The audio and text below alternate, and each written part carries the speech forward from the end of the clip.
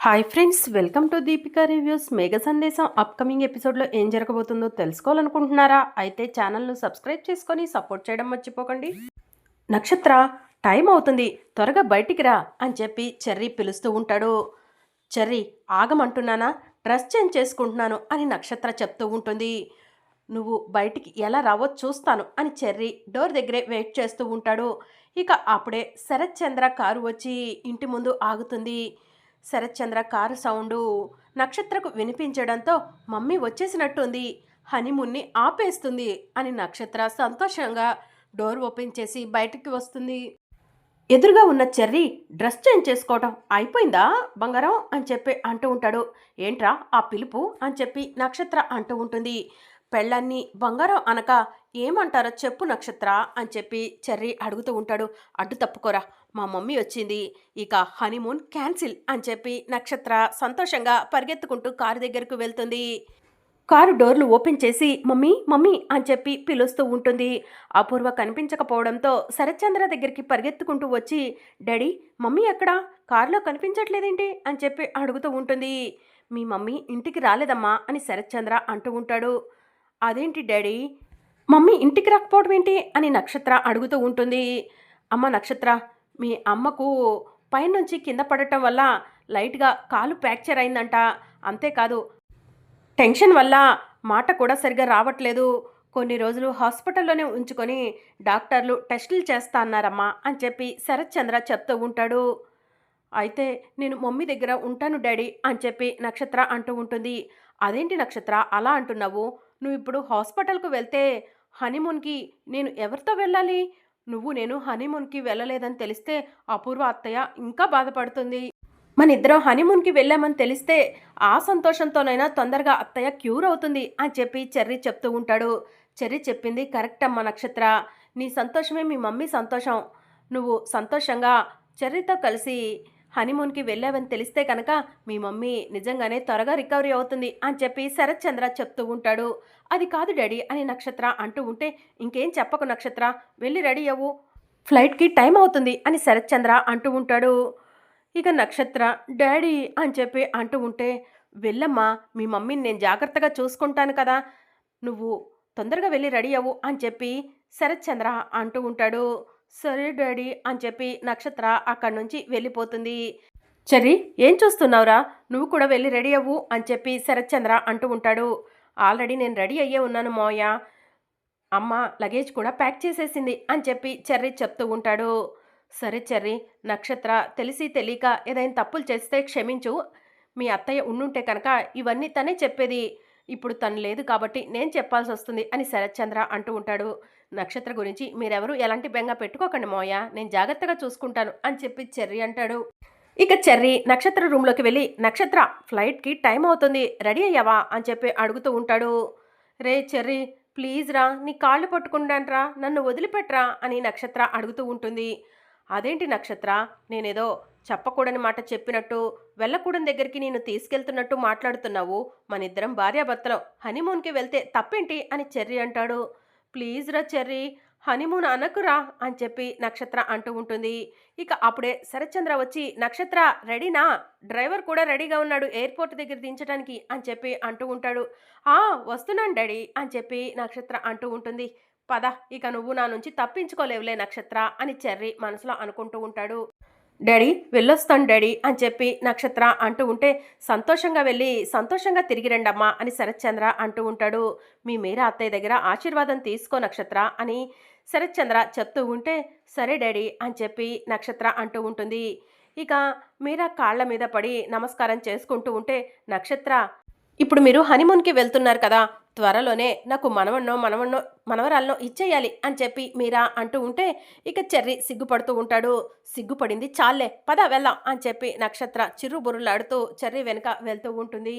ఇక చెర్రీ నక్షత్ర ఇద్దరు కలిసి కారులో హనీమూన్కి బయలుదేరతారు. ఇక మరోవైపు గగన్ శారద్ దగ్గరకు వెళ్ళి అమ్మా, శివకి పూర్ణికి పెళ్లి చేద్దాం అనుకుంటున్నాం కదా, మరి పంతులు గారిని పిలిపించి ముహూర్తాలు పెట్టిద్దామమ్మా అని చెప్పి గగన్ అడుగుతూ ఉంటాడు. అదేంట్రా గగన్, అప్పుడే పంతులు గారు ముహూర్తాలు అంటున్నావు అని చెప్పి శారద అంటూ ఉంటుంది. ఆలస్యం అమృతం విషం అంటారు కదమ్మా, తొందరగా నిశ్చితార్థం చేసేసుకుంటే ఎగ్జామ్స్ అయిపోయిన తర్వాత పెళ్లి చేసేయొచ్చు అని చెప్పి గగన్ అంటాడు. అసలు శివ పూర్ణి ప్రేమించుకుంటున్నారని భూమికి తెలుసో లేదో గగన్ అని చెప్పి శారద అంటూ ఉంటుంది. భూమికి తెలియకుండా ఎలా ఉంటుందమ్మా, అది ఒక పెద్ద తైతక్క అని చెప్పి గగన్ అంటాడు. అది కాదు గగన్, భూమికి తెలుసుంటే ఖచ్చితంగా నాతో ఆ విషయం గురించి చెప్పేది. భూమికి ఆ విషయం గురించి తెలీదు, అందుకే నాతో చెప్పలేదు అని చెప్పి శారద అంటుంది. ఇక గగన్ కొంచెం సేపు ఆలోచించి, నువ్వు చెప్పింది కరెక్టేనమ్మా.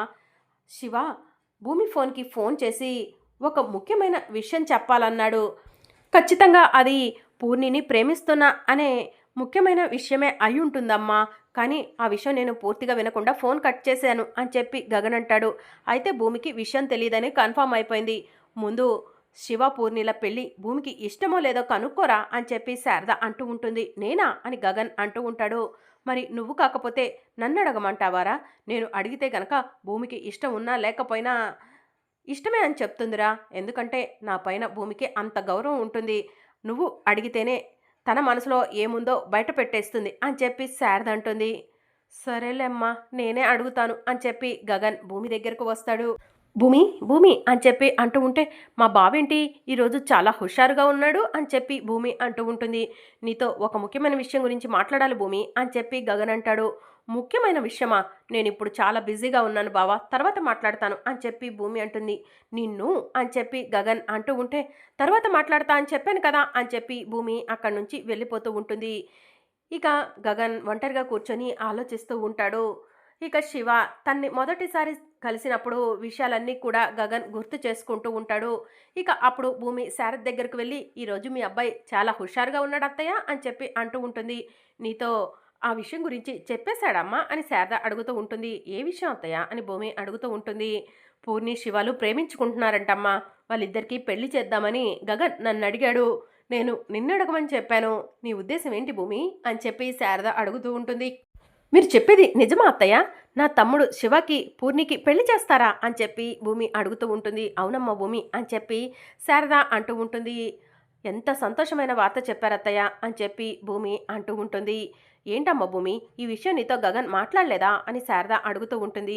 అయితే బావ నాతో ఈ విషయం గురించి మాట్లాడటానికేనేమో అంత సంతోషంగా వచ్చాడు, కానీ నేను పట్టించుకోకుండా వచ్చాను. అత్తయ్య, మీరు ఈ విషయం గురించి నాతో చెప్పారని బావకు చెప్పకండి, బావను కాసేపు ఆట పట్టిస్తాను అని చెప్పి భూమి అంటూ ఉంటే, సరే భూమి అని చెప్పి శారద అంటుంది. ఇక భూమి దగ్గరికి మళ్ళీ గగన్ వెళ్తాడు.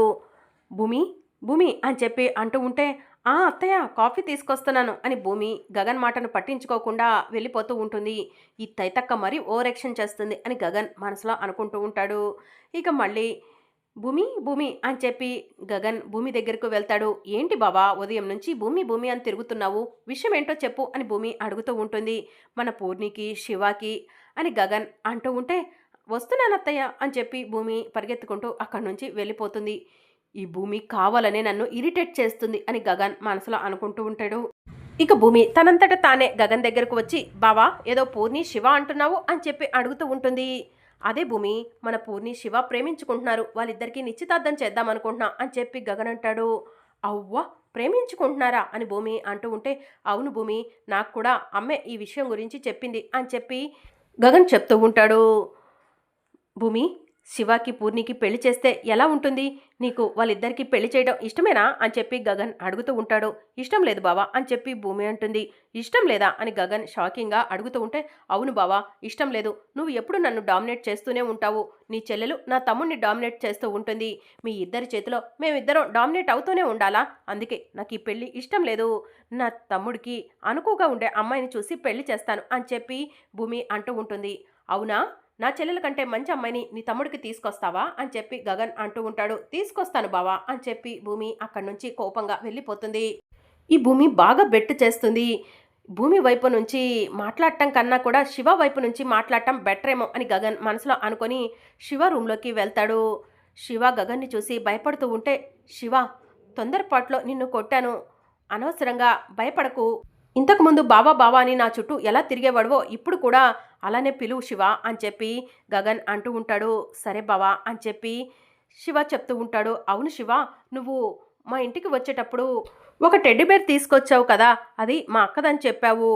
భూమిద ఆ టెడ్డీ బేర్ అని గగన్ అడుగుతూ ఉంటాడు. ఇప్పుడు బావకు ఏం చెప్పాలి? అబద్ధం చెప్తే దొరికిపోతానేమో అని శివ మనసులో అనుకొని, అవును బావా, అది భూమి అక్కదే అని చెప్పి శివ చెప్తూ ఉంటాడు. ఏంటి?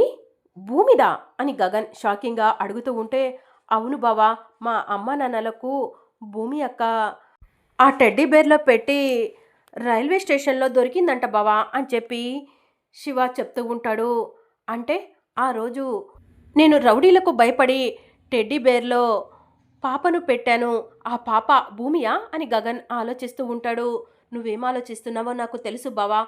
ఆ రోజు బొమ్మలో పెట్టిన పాప భూమి అక్క ఒక్కరేనా అని ఆలోచిస్తున్నావు కదా అని చెర్రి అంటూ ఉంటాడు.